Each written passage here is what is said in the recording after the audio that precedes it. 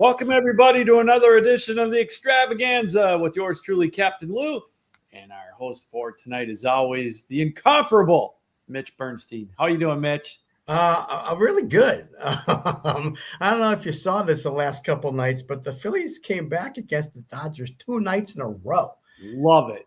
Go to sleep, watch it a little bit, go to sleep. I'm like, yeah, they've been behind, they were behind, and then I wake up in the morning. Are you kidding me? Holy mackerel. I was like, what is with this team? Rafael Marchand, top of the ninth, backup catcher, hitting 191 on the season. He's got 1 homer, and he hits one off the top of the wall, the short porch in right field, hits against the bullpen wall, and goes over. Phillies win 9-6. I mean, this is exciting for us. This is crazy. They want that 1 seed. Just give me one more win, Mitch, so I can win my bet. I was thinking of you the whole time. I'm like, Lou is going to win this, man. He is going to win this easy. Yeah. Easy. Oh, my gosh. So, yeah, Eagles win. Not a great offensive game, but, they put the Chiefs in their place. Chiefs are now 0-2, crying about the tush push. I got to get your thoughts real quick before we get our first guest on. What are your thoughts about this tush push? I've got mixed feelings on it. Sooner or later, it's going to be stopped. I just don't see that it. To me, still looks like a rugby play when you've got Barkley and whoever pushing them. But not against the rules. They're not breaking the rules. So as long as it's a legal play, keep doing it. I retweeted out to Bill Cowher. Obviously, didn't get a response, but he was on and saying, it should be banned. And I tweeted out to him, 11 men on each team, on each side. You have a quarterback. You have running backs. They're on the field.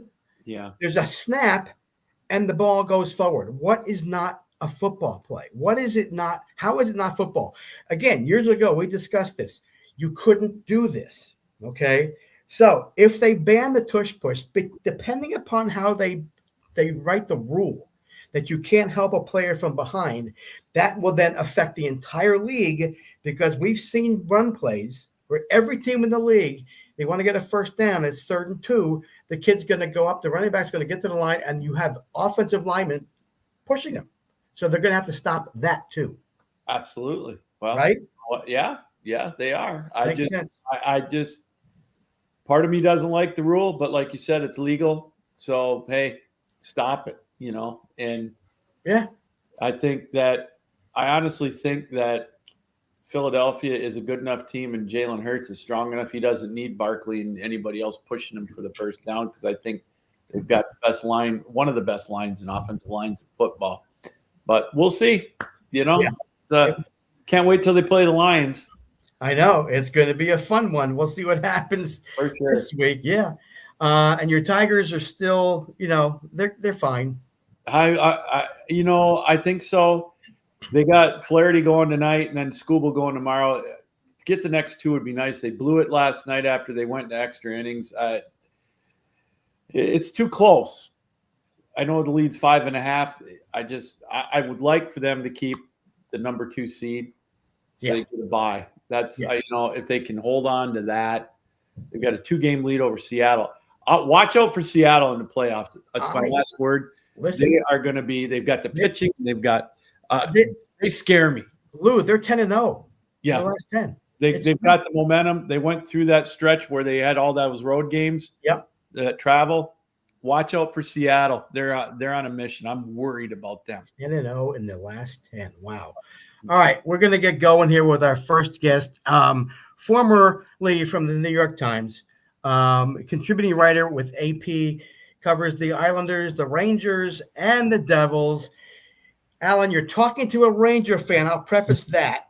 But Alan wrote what will be an amazing book about what I have found on podcasts with you, Alan. A terrific guy. Ken Morrow, Miracle Gold, 4 Stanley Cups, and a lifetime of Islanders hockey. Welcome, Alan. How are you? Thank you for coming. You're welcome. I'm honored to be here. I'm honored to talk a little about Ken Morrow and his tremendous story of dedication and perseverance and winning. Lou and I are hockey. About. Yeah, Lou and I are hockey fans. Lou, I figured out you were what, 15 in 1980, right? Yep, I remember I was a freshman or sophomore in high school, and no, I was a freshman. I beg your pardon, and left the high school basketball game to watch the replay on TV. So I remember it like it was yesterday. It's indelible in my mind, Alan. And then even more so 3 years ago, I went to Lake Placid for a summer vacation, and I'm getting chills right now. I walked into that arena and I said to my wife, who we were married in 1980, and I got the chills. I was like, wow, this real. Is where it happened. Nobody, I mean, again, in our era, where we were able to watch and understand the country situation at that time internationally, yes. Right? Players, yes. It was phenomenal. In addition to Al Michaels' call, right? And to be in that place, to know what happened there, and to see all of the memorabilia that made up those Olympic Games, especially that team, it just blows your mind. And it's so much the same way. Everything is very much Main Street looks like it did in 1980. The high school, the speed skating track in front of the high school, everything looks the same in all the pictures today. And then the rink is the rink. I mean, they use it for figure skaters, hockey players. Everything, the red seats, it's all there. It's all there. And my wife and I are thinking, where did they put all the people, the spectators? Right. There's no place. The scope of TV, it makes it look like 30,000 people in there. But I'm talking about just the visitors to Lake Placid. It's such a small little village. The town is tiny, right? It's astonishing. Olympic Games. It's crazy. So when I talked about the 80 team and what you talked with Ken Morrow about, we know through the movie about Herb Brooks and what a taskmaster he was. Did you talk about to Kenny about Herb and his thoughts about Herb and the rest of the team, that kind of thing? Oh yes, very much so. I mean, there were such young guys, and they came together with Herb. Herb knew exactly what he wanted, who he wanted, where he wanted them from. Sure, there were plenty of players from Minnesota, but he had Mike Ruzioni from Boston. He had Jack O'Callahan from Boston. He picked Ken Morrow from Michigan. He had his eye on him all the way through his Bowling Green years. This lanky defenseman that just played defense the right way. Hand-picked players that he knew would fight for every spot, fight for the role on the team. They played 61 games together as a team, running the gauntlet across North America and in Norway. And I mean, they had trips to playing CHL teams right out of Slapshot. I mean, this was no easy series of games just to get to the Olympics, to become a team, unheard of and impossible to conjure in today's world, where they'll have NHL stars come together and go over and play. You can't compare it to what those guys did in 1980. Playing for months together, not making any money, playing for their country on stipends, not worrying about getting hurt, just playing. And Herb Brooks was a taskmaster, sure, but he had a plan. He had a plan right up for every game, when it was played, who was played against, right up until the game at Madison Square Garden when the U.S. team played the Soviets and got clobbered right before the Olympics began, 10-3. I mean, he kind of knew that would happen, or some version of that would happen. I knew it would be something to push them, motivate them into the Olympics. He had a vision that was probably beyond what he could have hoped as a result, but I think he envisioned the winning because of the way he approached this team and these players. And they were truly a team, and they were in such fabulous shape that when it got to the crunch time of those big games, they were in better shape than the Soviet team was in the third period. They got the bounces, sure, but they were out hustling them. Their speed, physically, they were in better condition to win those games. 6 out of 7 times they had to come back in third periods to win games. So, yeah, true. Just a phenomenal feat. I'm interested to hear a little bit more about their thoughts. If you did, Ken and you talk about that game at the Garden where they got clobbered, and what was the feeling after that? I think they were like, mine was already getting to Lake Placid. They had this like crazy game in New York. All of a sudden they're in New York and at the Garden, and the NHL was still playing, and they're on the Rangers ice. Like, it was a little odd, the whole thing, and the Soviets probably took it for granted. They had to have. So how they even managed to like get that game to happen 2 days before the Olympics is incomprehensible. But I think they were behind early. They never found any groove at all. I don't think they showed all their cards either. They just did what they could. They were getting blown out. They probably, no one wanted to get hurt. Like, they didn't go for it after a certain point when they were getting destroyed. So it was one game. They learned a lot. They were able to put it aside. I'm sure that gave a lot of false bravado to the Soviet team, thinking they'll do the same thing if they see them again in Lake Placid. And then, of course, they don't meet because they're not in the same group. Right. The medal round. And so I think that was quickly turned the page. I don't think they were down. They were going to Lake Placid. They literally went the next morning. They're playing Sweden on the Tuesday. They're at the opening ceremonies the next day. It was all a swirl, a whirlwind. I don't think they thought about it, but somewhere in their minds, they probably wanted revenge, of course, and they had the chance. So they were able to play their game in a way they never had the chance to at the Garden, because they were playing within a goal of each other the entire 60 minutes. So leading up to, and again, did you discuss with Ken leading up to that gold medal game how they were playing and what they felt about that before they reached the game with the Russians? The Ken and his teammates collectively, if you talk to them one by one about the key moment of the run, was Bill Baker's tying goal against Sweden in the first game. If they don't tie that game, they don't have that point, and they wouldn't have been in a position where they were. Like, he gave them a certain kind of confidence that they did not lose. They did not lose at all. They won the next 4 games. They were perfect. They had, they beat Czechoslovakia handily. They beat West Germany.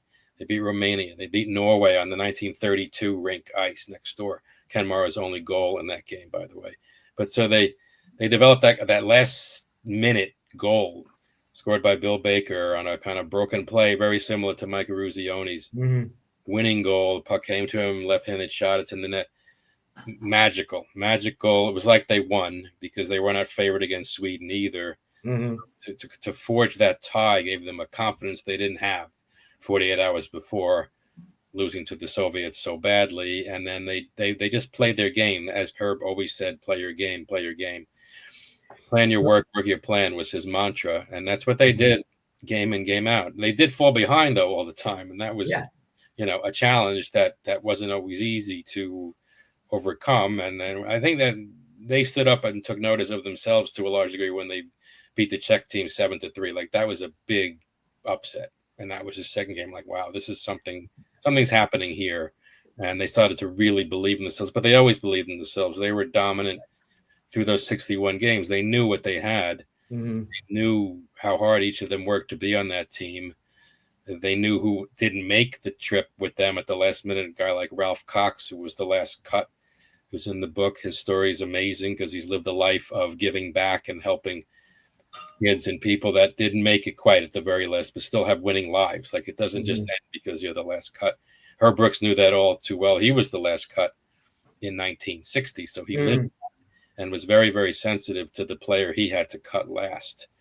In fact, in one of the interviews he did years later, he said, asked what he was thinking about as the clock wound down against Finland for the gold medal, ticking down to 0. He said, "I'm thinking of Ralph Cox right now."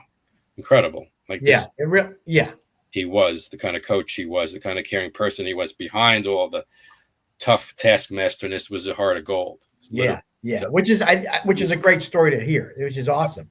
Yeah, because you only hear about her being that rough and tumble, skating for several minutes after the loss, away in the dark. I mean, it's crazy. So he wins the Olympic gold.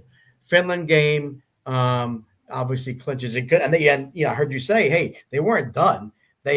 Great big upset, but they had to get ready for one more game. And again, the guys told me individually, Ken especially, they had the hardest, toughest practice the day between the Soviet game and the Finland game, which was a night game or a late afternoon game. And then they had to have that Saturday practice, stay focused, and then play an 11 a.m. live game against Finland. Crazy.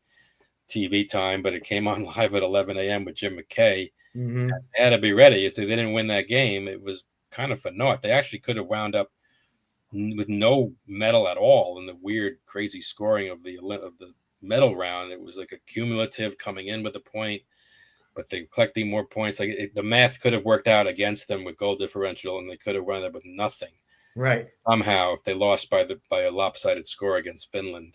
Of course, the Soviets went on and routed Sweden for the silver Right. the same day. But again, the U.S. has to go out there. They fall behind again. They're down 2-1. They score 3 goals in the third period. They win 4-2. But so many people forget that part. They somehow have associated the Soviet game with the gold. Right. Oh, yeah. Right. But it's not. Right. The game, but one had to happen before the other. And the Finns were no walkover either.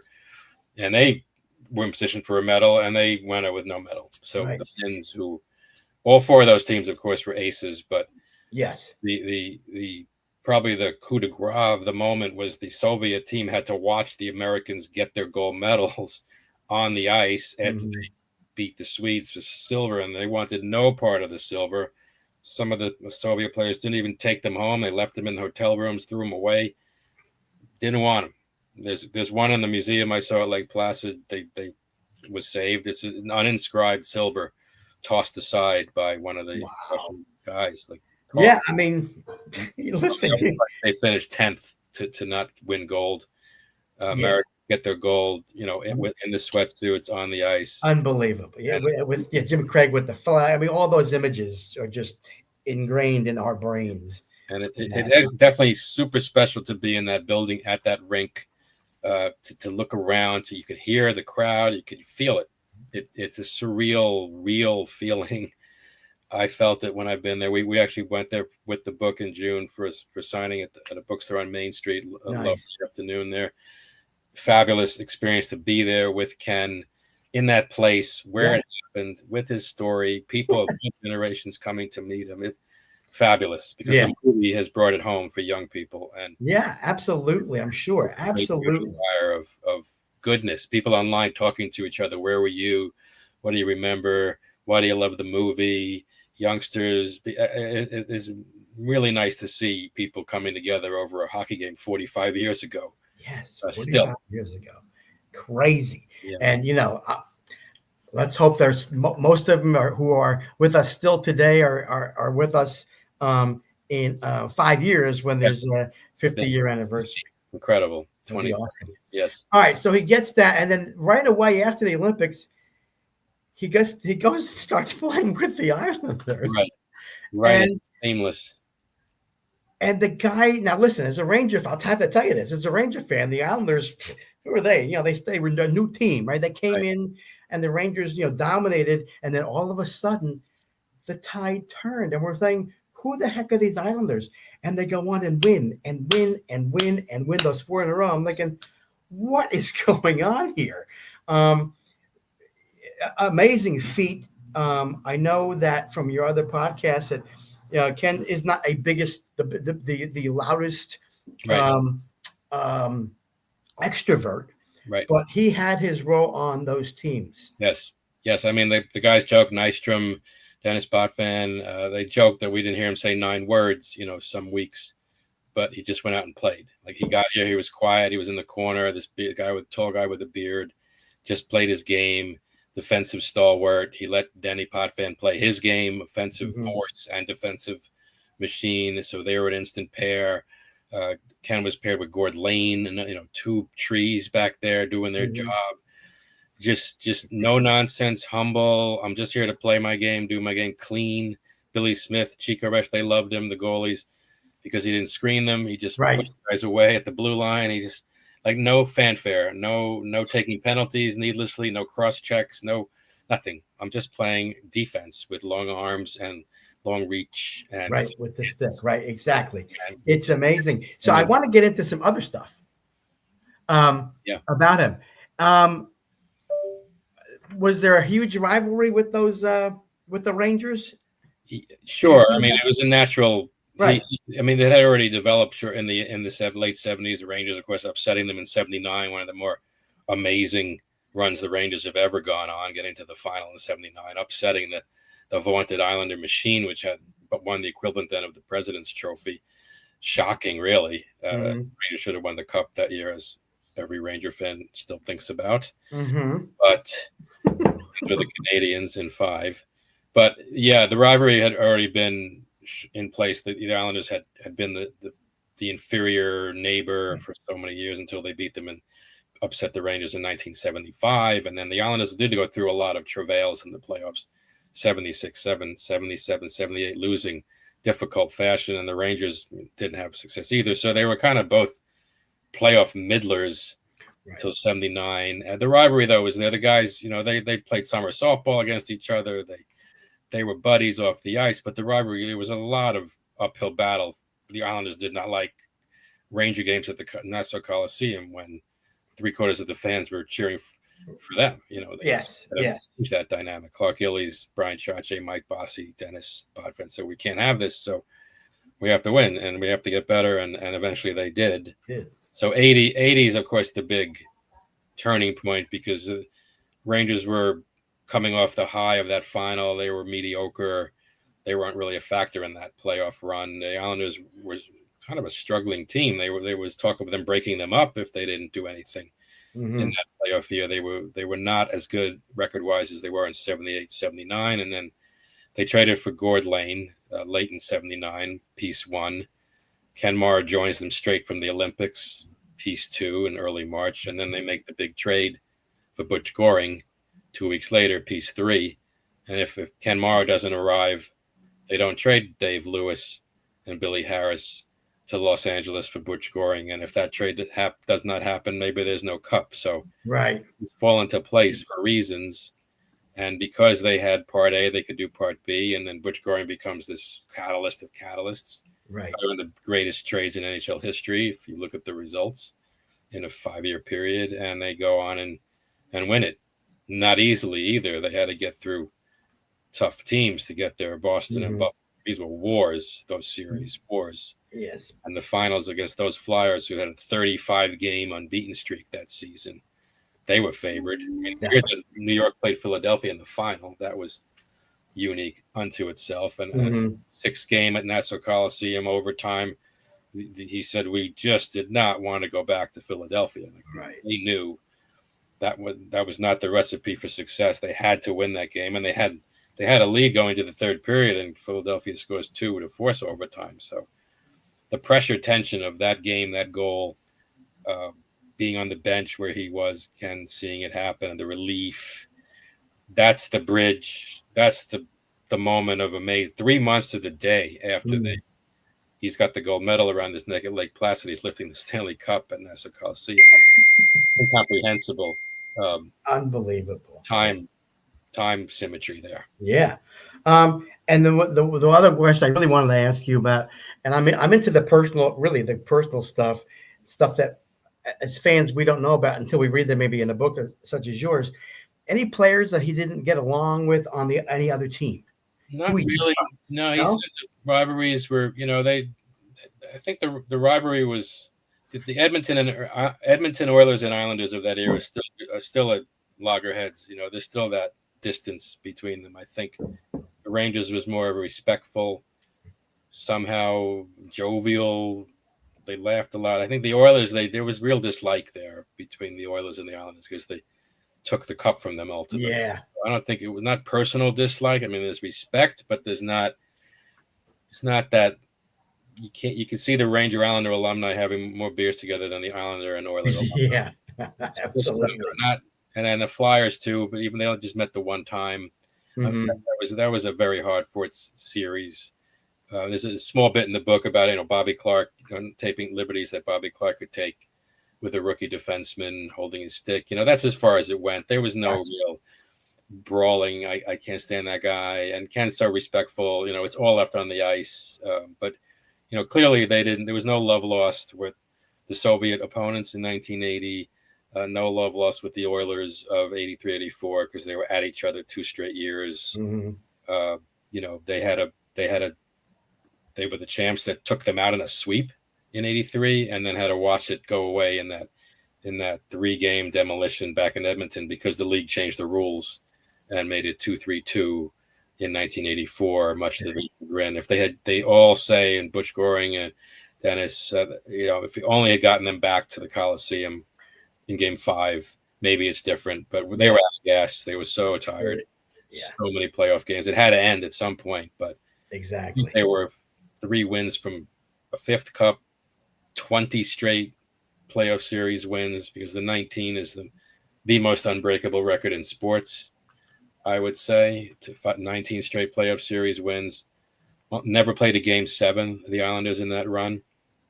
2 Game 5s, but no Game 7. Wow. Ken Mara actually has the most overtime goals in the 1980 to 84 span of Islander playoff games, 3. And Wow. that's been That's of any it, other right? Islander. That's it. Yeah. How does that? Because he was opportunistic. He right place, right time. Puck finds him. He said he had a 48-mile-an-hour slap shot and finds its way through knuckleball. Like the goalie's not expecting that, so he had his 3 big goals. 1980 against the Kings, which was the first round of the run. If he doesn't score that goal in Game 3 in Los Angeles, maybe they don't win that series. Right. Don't go on. And then he scored one against the Oilers in 81. And then, of course, breaking the Rangers' hearts again in 1984 in that epic Game 5, which has got to be one of the greatest single overtime 9 minutes you'll ever see. And Ken Mara does it again to Herb Brooks coaching the Rangers. Yeah, I remember. Yeah, Herb coaching the Rangers. That's right. Stories of that game. I had to go into the Ranger Island. I grew up myself in Brooklyn, rooting for the Rangers as a kid. Right. It was in my DNA, and it was very cathartic to talk both ways. Like everyone in sports writing grew up a fan of something. Like you wouldn't be passionate about it. You have to. Right. Fan when you were 10, and right. So the Ranger-ness was in there. But the Islander, there's such respect for the Islander, what they did, the players that did it. 16 Islanders winning 4 cups in a row. And to have it told through Ken Mara's voice, this quiet, persistent, persevering leader who's basically said, look, all I did is play my game and we just won. Like that's how he approached it. Yeah. Perspective. And I was really fortunate to have great teams, great teammates, bounces. I think we found ways to win 19 straight. I still can't believe it, but we did it. And we almost won 5. So, yeah, up with the goal, like to have the double. I thought about it when I approached him 2.5 years ago about doing this. It's a one of a kind story, and it's the legacy lives forever. We got to somehow put this together. So we were able to, in the book front cover we have the cup. Yeah. Okay. Yep. Sure. On the back cover we have Ken and his gold medal. I mean, it's incredible, and I felt very drawn to both groups of players to help them cement their legacy in some real way. And this book is an homage to those Olympians, what they did at average age 22 years old. Tremendous guys, tremendous people in their post-hockey lives that they had post-Olympics. And then the Islander legends, 16 of them, and what they did as a group. And to put it all through the voice of one person that was part of both. Very, very pinnacle moment, just journalistically. Yeah. Well, listen, thank you for coming on. I know we could talk a heck of a lot more about this, but I really wanted to, I love sports book authors. For you to be able to have, again, for you loved it, sport you covered. I'm looking forward to getting the book. I actually made a list for my wife for birthday, Hanukkah, Christmas, books I want to get, and that is on the list. So nice. Thank you, Alan. Absolutely. The good news is that there's a paperback update coming in later this month. Oh, good. Okay. Updated it with the Islanders, thanks to Ken Morrow on May 5th, winning the draft lottery on ESPN. This was total happenstance that he was in the box with everybody in the Zoom. Interesting. And because the Islanders hadn't hired their GM yet, Matthew Darche, Ken was nominated to represent them. They win the draft lottery with a 3.5% chance, which leads to Matthew Schaefer being an Islander, first defenseman since Dennis Potvin to be drafted number 1 overall. And we also updated it with our visit to Lake Placid. Oh, good. Oh, awesome. More stories on that. So it's in the paperback, which encompasses everything and more. Oh, good. I'll let people know. And the book was a real labor of love and a passion project. And to help the legacy live on is, I think, what the work of great journalists is, to make stories eternal. Yes, absolutely. Look forward to reading it. Again, thank you for coming on, taking the time. We really Yeah, sure. appreciate it. Good to get to know you a little bit. I really Anytime. appreciate you guys as book authors. I'll be happy to come back around the Olympics because there'll be a lot of talk about this Okay, coming let's do back that. around Let's do that. early next year. So I'll be happy to rejoin you guys. That'd be great. All right. Alan, thanks. You're welcome. Appreciate you. Happy to Take care. do it. You got it. All right, that was great hockey information. Now we're going to bring up a gentleman who is probably following the game as I am right now. Yes. Because he's with me. It's 1-1. Alonzo Homer. Look at that to tie it up. Son of a gun. Rob Maraska, how are you, sir? How's everything? Hi guys, thanks for having me on. Hey, glad you could make it. I'm happy we made the connection. Yes. I have some. I did some before we get to talking about the team. I did some homework about how the Mets can get to the wild card. They have the inside track based on the schedule. We'll get to that in a minute. So, how surprised, Rob, were you after what's happened to this team the second half? Very surprising because the trade deadline, I thought that the Mets made the right moves during the trade deadline. Obviously, they haven't. Mullins has not worked out at all. I don't think he could play in New York. I think the pressure might be too much on him. And Helmsley, I don't know what happened to him. I mean, from the Cardinals closer getting traded to the Mets and just imploding, it's just a shock to see. All right, he had to become the setup guy and not the closer because of Diaz, obviously. Right. Yes. Now, did that affect him? To me, I don't know if it's the mechanics. They were talking about him. I don't know if it's the mechanics or if it's in his head, actually. Okay. They were talking about, it's probably in his head. He was tipping off pitches, they think. Okay. He said that he figured it out, but doesn't look like it to me. Here's the thing at the trade deadline. He was one of the guys I wanted the Phillies to get. And then my buddy, a friend of mine, actually my brother-in-law, 2-1. Same way to go. My brother-in-law was saying, because he's a Cardinal fan, and he's watched him for years since Helsley'd come up. He says, "Yeah, I don't know if you want him," and I'm so glad we got Duran and not Helsley, for crying out loud. You guys won the trade deadline contest here. You definitely did. You made the moves that I wanted the Mets to get Harrison Bader back. Mm-hmm. You guys did it, and he killed the Mets in that series in Philadelphia. Oh my gosh. But Rob, it's funny. Lou and I were talking about that series weeks ago. And I, Negadelphian that I am, I said to him, if they get swept, they're not going to win the division. Well, how glad I was that wrong. Because who knew that the Mets were going to just fall apart after that? Again. I know. Listen. It's the pitching staff.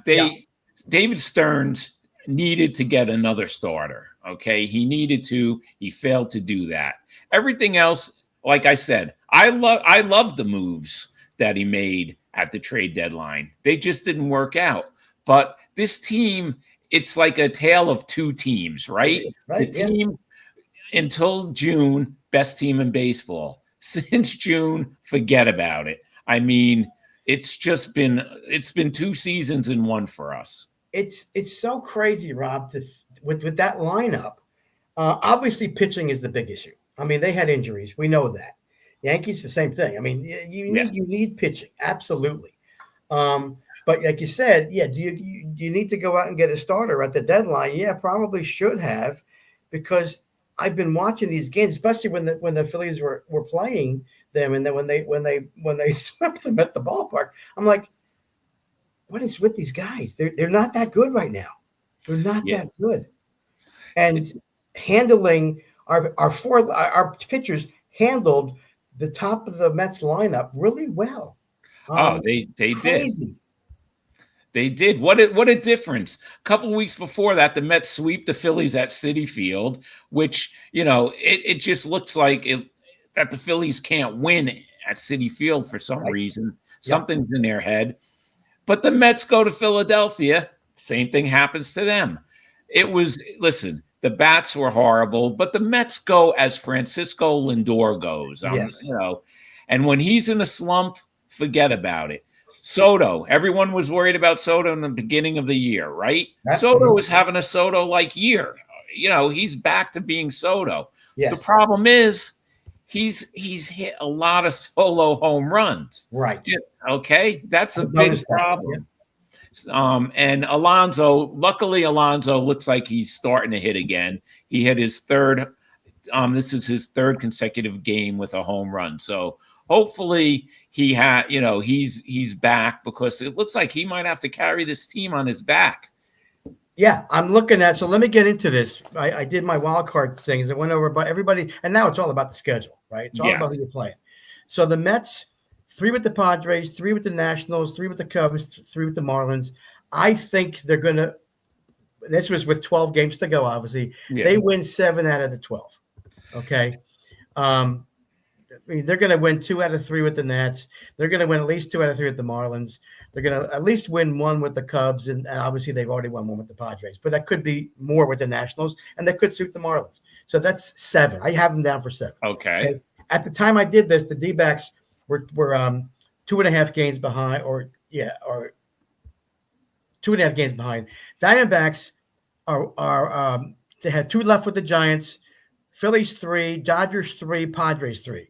I think they're going to win 5 of those. Okay, I agree with that. So that's fine.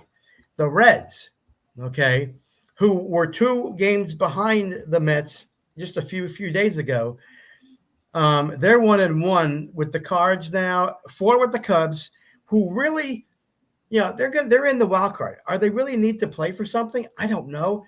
Then they have Pittsburgh, the Reds do, and then they have Milwaukee. And Milwaukee's going to be playing for the number 1 seed. So I don't see the Reds. I saw them winning maybe 8 of those, but that I think is going to change.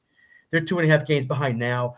The D-backs are two games behind now. And then the Giants, who I thought were going to come up and win, do better. They're 2.5 games behind now. 2 with the D-backs, 4 coming up with the Dodgers, 3 with the Cardinals, and 3 with Colorado. So if they have any chutzpah, they'll do well, but I have them winning 7. With all that being said, that puts the Mets in the wild card without a problem. Yeah, well, here's the problem, though. The Marlins always seem to ruin the Mets. Okay? You're right. All right? Let's go back to 2007 and 2008, the collapse of those teams, those Met teams. So, I'm a little nervous about that. Washington, they should have no problem with, but this year Washington's been giving the Mets a problem. All right, so that's the Met. It seems like the Mets, except for that series in Philadelphia when you guys swept us, the Mets have been playing to the level of the teams that they are playing. Right. All right, and that's not good. But right now, it looks like Alonso. Like I said before to you. They're going to need Alonso to keep hitting, and they're going to need the other guys to. They got to get on base. They got to get on base. Because the pitching, listen, they're depending on 3 kids right now. Yeah. Okay. And McLean looks great. That kid looks great. Yeah. So far so good, but as they get closer and it gets tighter, who knows what's going to happen? But and they get in, Rob. Here's the thing. How are they going to react under the pressure situation of the playoffs? Yeah. Oh, you're right. Tong the other night in the game against Texas. They smoked them. They did. They took away. The kid looked like he was going to cry. I felt bad for him. He did. And it's you can't depend on kids. Senga pitched decently so far in AAA. Okay, so he has 1 more start. They're going to bring him up. Manaea Holmes piggyback last night worked out, but I don't know if it's going to work out again. Right, they're consistent, right? Right. So there's a lot of questions on the Mets getting there. I didn't think we were going to have to go through this, but here we are. And maybe it makes them stronger. Who knows? Maybe we'll see what happens in the next 12 games. But it'll be interesting to see. What, Lou? I said, you're preaching to the choir. I'm on pins and needles myself right now.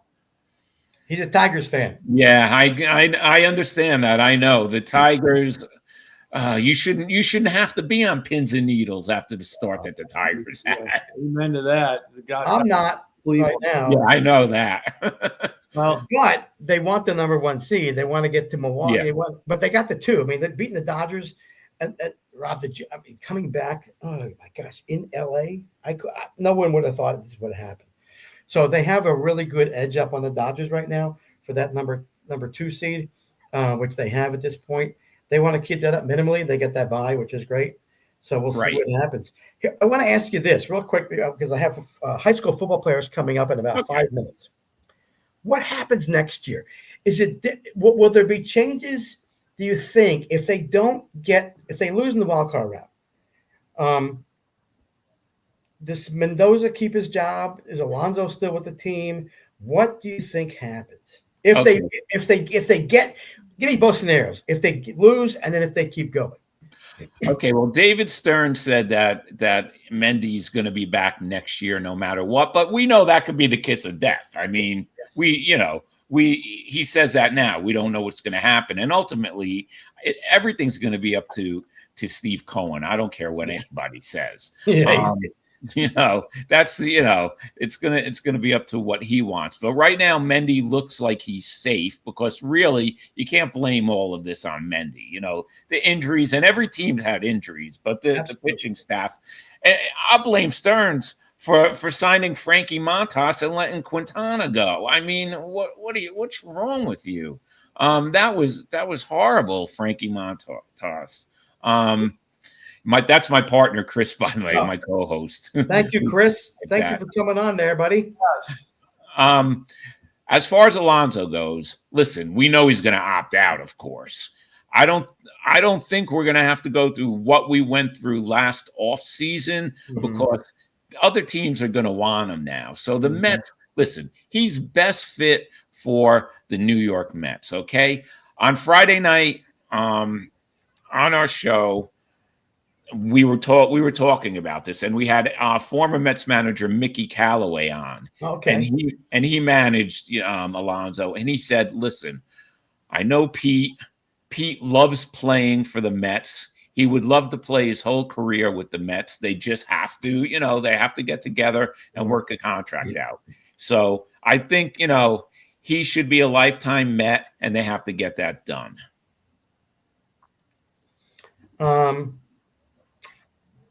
And the Phillies have the same issue with Schwarber. But I think what I've read is that they're going to do what they can. They're going to do what they can to keep him. They have to. If they let him go, there will be a riot at Citizens Bank Park. You're not kidding. Oh my gosh, they cannot do it. And I think whatever happens, he's going to stay. Because I think what somebody said is, they'll say to him, "Kyle, go see what other teams are going to give you." And then Middleton comes back and says, I'll give you the same offer. Yeah. Now, they're going to get rid of Suarez, unfortunately. They got to get rid of somebody. They got to get this payroll down a little bit. I hate to see Ranger go, but, this is the life of baseball these days. Yeah. This is the way it is. Lindor with the huge contract. I saw it with the huge contract. He's not going anywhere. No, he's not going anywhere. I'm trying to think of who else. Everybody. Well, who else? I think McNeil, maybe McNeil. Okay. McNeil gets traded. I don't know. Right now, it's just we have to see what happens in the postseason, really. Yeah. Before, and then all those other questions will get answered. Right now, they just have to get to the postseason. And, listen, if they don't get there, it'll be a huge shock to me, at least. Okay. Yes, you're right, Chris. We're hoping that happens. Exactly. He's still got to get some. He still needs better control down there in AAA, Andrew Painter. But yeah, I think he's slow. People wanted him to come up, and it's like the way he's looking now still is not great. So we need to let him stay there and finish up down there this season, and then go to fall league and refine some things. So we'll see what happens. Yeah. All right, Rob. Too short, buddy. I want to talk to you more, right? All right. Hey, listen, I'll come back on whenever you want me, and you come on our show, MLB Talk, NYMLB Talk. Okay, and, I love it. We'll set that up. But thanks for having me on. I appreciate it, guys. Appreciate you, Rob. It's fun. It's fun interacting with you on Twitter and social media. We'll keep it up. Definitely. Thank you. Thank you. All right. It is now time for some high school football talk. Where are these Jaguars? Bring them on. There's Billy Krause. There's Anthony Gifford. And where's our other Krause? There he is. Hi, Adrian. How are you, fellas? Pretty good. Doing good. How are you? Good. Good to see you. Really, really a fun first half of the game on Friday. You guys rolled over. Anthony, and who's the running back? Is it Billy? We're both wing backs, actually. Never mind. Both of you guys. I remember getting the ball, right? Mm-hmm. Yeah, it was a really good running game that you put up against those guys on Friday night. Tell me from the first game through this past 2 weeks, what have you seen that has made this team gel a lot better? Now, I will also put this caveat in there. We know the past two teams were not really one of the better teams in the league. I know you don't think that way, and the coaches don't want you to think that way, right? But I don't think you did because of what I saw. So what have you seen since week 1 to last week? I would say our practice, the way we run practice, ever since after week 2, we changed how our practice went. We challenged the scout team, and the scout team's been kicking our butt the last 2 weeks. So that's why we've been successful so far. Really? Okay. Yeah. Coach decided that? Yeah, and we all came together and talked about it and decided we need to change practice. But yeah, the scout team's been the reason why we've been successful so far. Is it because? Tell me why. I'm curious why. Hadrian or Billy, why? What happened? Yeah, I think we challenged our scout team to compete with our 1s and 2s as much as they can. We try to choose the 11 best out there to, go compete with us and make us all better. Yeah. So you're a little more focused. They're a little more focused on stopping you guys when you're playing, when you're on that practice field. Mm-hmm.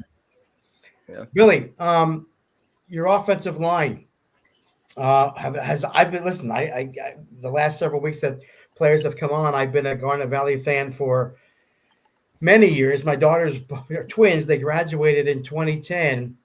So I've been, and we would go to games, up until we moved down here to Wilmington, North Carolina.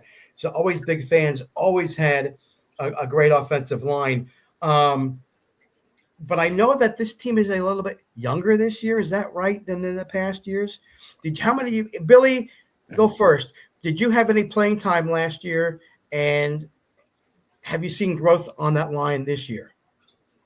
Last year I got a little bit of playing time, primarily on special teams, but towards the end of the season, my role slowly increased to eventually starting. Okay. But I think that I have definitely that experience has been a main factor in why I feel like I've improved a lot as a player, handling the stress and pressure of the games. And while we have a lot of new starters this year, especially on the O-line, I think that they're great. They've performed extremely well. They're all my best friends, and I trust them an incredible amount. Anthony, how about you? What are your thoughts about that? Last year they primarily used me for just offense, like running back, and that's where I got a little bit of playing time throughout the year. And then our O-line, the ability for someone else to step in when someone gets injured is something we have. We've dealt with some injuries so far throughout the year, and younger guys like Tyler Hayes stepped in, and he's been doing great the last 2 weeks. And yeah, just the ability to do that is really great. It's something we have. Great. Hadrian, how about you? Yeah, so last year I would my main role was on scout special teams, sorry. And I would get in at the end of some blowout games on offense at running back. And yeah, this year our team's got a good amount of juniors this year, probably more so than previous years. Mhm. And I think we're good. You know, we've got a bunch of playmakers, and And I've also noticed on the game Friday, and the guys in the booth calling the game mentioned this too. Colton has gotten a lot more comfortable running that offense. mhm. It seems like, right? Do you see that? Have you seen that confidence in him building it during the last 2 games? Yeah, I mean, I think definitely Colton has always been a great friend of mine, and I think the way he's handled the pressure of obviously a really big role in an offense that has been pretty successful over the past few years. I mean, I think he's handled it extremely well. I mean, of course, it got some time for him to get used to. It's with a new offense and Mm-hmm. new players on the team. But I mean, yeah, like the trust in him with the players, the coaches, and everyone, it's just he's our guy. Yeah, especially for him being a junior, I think he's Yeah. done a real good job. Yeah, a big role for especially for this. This is 5A Pennsylvania with a competitive conference. And yeah, I can't imagine how hard it is. And I've watched. Have you guys watched the Hard Knocks at all with Burrow and Stafford and I forget. I mean, to be a quarterback, it boggles my mind. Not only just memorizing the plays, but looking at your keys, right? When he's deciding whether he's going to run or give the ball away, give the ball to somebody, you guys, one of the running backs. So it's congratulations to him and all of you for ability to continue to grow and get better. That being said, you got a tougher game this weekend, this Friday against Marple. What have you seen from them so far this week in practice on film? Yeah, I mean, they're definitely a good team. We respect them a lot. Like they definitely have playmakers.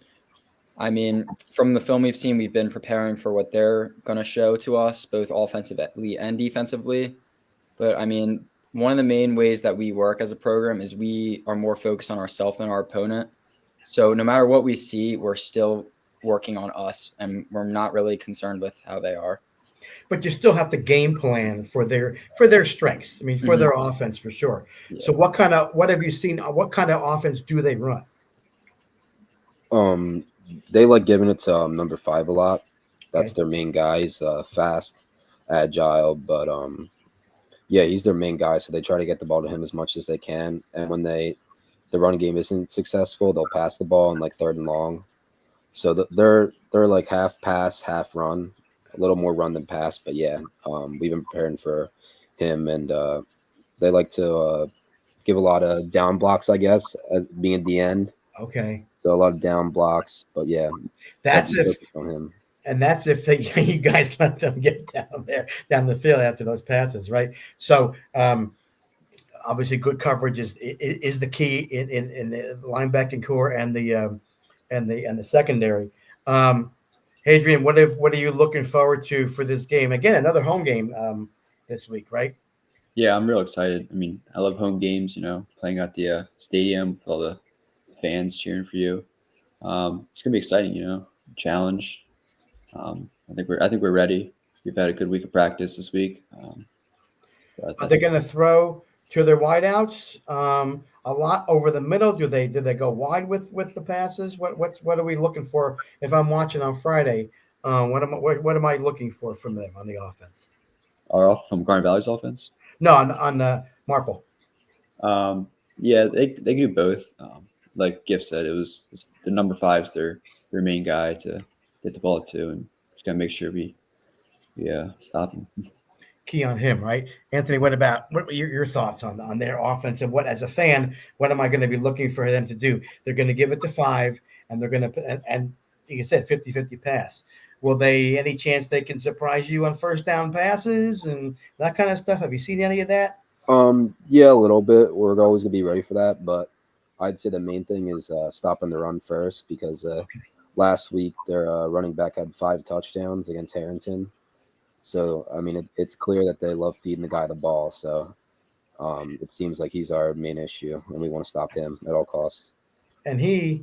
But they also played a non-competitive team too. So I mean, from a fan's perspective, when I look at who you're playing and look at the other team, which I did this week, and I look at the results of the game, I go, okay, they beat this team, 40 whatever.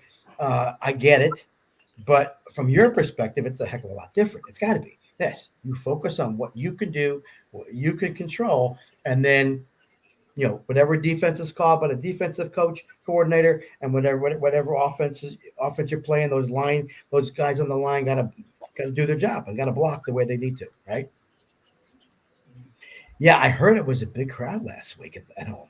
Again, the announcers were talking, wow, this is really packed house, Yeah. and it was a cool night. It was military night, military and paramedics and the service folks were there, so that's pretty cool. You guys have always done a great job. Corner has always done a great job with those kinds of things, supporting folks in the areas of cancer and the military. So it's cool, and you guys do a great job in the community. I know that's part of what you learn from your parents, I'm sure. But then the school reinforces that, and it's good to give your time to see the results of, even if you go to seniors or your a toy drive, they see you as part of the community, and to see you there makes them feel good, and it's got to make you guys feel good. So that's an awesome part of what Garnet Valley is about. Because I lived there for 26 years, went to football games for 20 of those.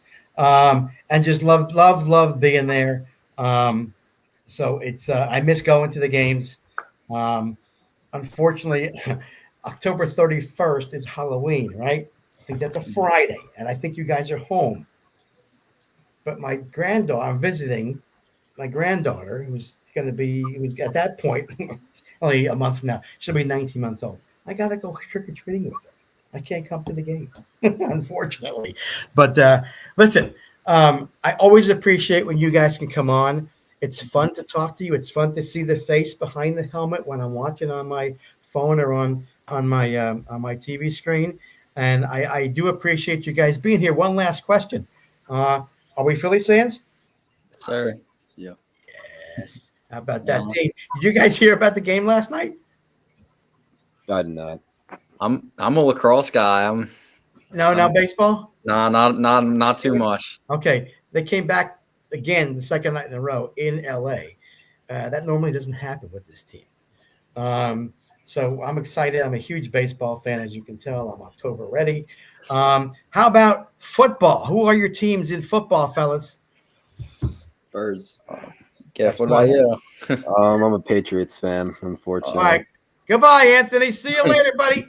No, stay here. No, go ahead. Adrian, how about you? I'm also an Eagles fan. All right, good.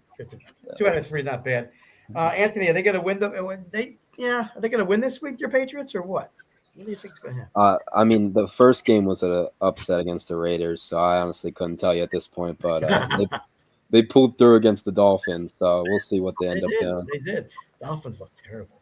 Tua looks terrible. Oh my gosh, it's unbelievable. All right, guys, go have a good evening. Have a fun game. It's all about fun too, right? You know that. And play well. I look forward to watching you on my phone on Friday. Best of luck. Have fun. Enjoy it. Thank you. Thank you. Thank you for having me. Coming on, fellas. Thank you, sir. Appreciate you. Appreciate it. Thank you. Take care. All right, Lou. Lou, look what I got. Free. Nice. Sticker Mule is a company that they do designs on shirts and They do magnets, they do buttons, they do stickers. They're called Sticker Mule. People want to know some of their products. They ship free all over. They don't charge for shipping, which is nuts. So if people want to go to stickermule.com, if you're in the market for product, go to stickermule.com and you'll see what they've got. Next week, George Falkowski is coming on. He wrote a book called. Okay, now it's in 2 weeks, right? Oh, you're not here next week? Right. Oh, I messed up. Never mind. But Yeah. I won't be here October 1st or the 8th. I'll be in Chicago. Well, okay. So yeah, next week is the one where I'm in Detroit for work. Oh, okay. All right. I'll tell George and let him know we won't be on. I'll bring him on another week to talk about his book. Is called Ballpark Therapy. It's he's got several people that talk about what it's like to be at the ballpark, their first experiences going to a ballpark, and then how therapeutic and how cool and how calming and how exciting it is. So we'll have him on. I'll let him know. Okay. Sounds good. So I won't be back then. So that's next week is the 24th. No show. October the 1st, I won't be around. I'll be flying to Chicago. October 8th, we're flying back from Chicago. Okay. So October 15th. Sounds good. But you are not available then either. No, the 15th I will be. Actually, I'm doing a hockey game that night. Okay. Well, let's talk off screen for a second. All right. Get these people go. All right. Sounds good. Thank you to our guests. Yep, we'll get back in track in October. We're just two busy people, you know what I mean? No, I know. Traveling all over, doing things. I know it. All right. Well, thanks everybody for joining us tonight. We appreciate you bringing us into your homes. However you watched us around the world here on the Extravaganza. For my tag team partner, Mitch Bernstein, yours truly, Captain Lou, saying keep your heads up, keep your sticks down, keep your feet moving, and as always, keep your minds open. So long, everybody. See you in a few.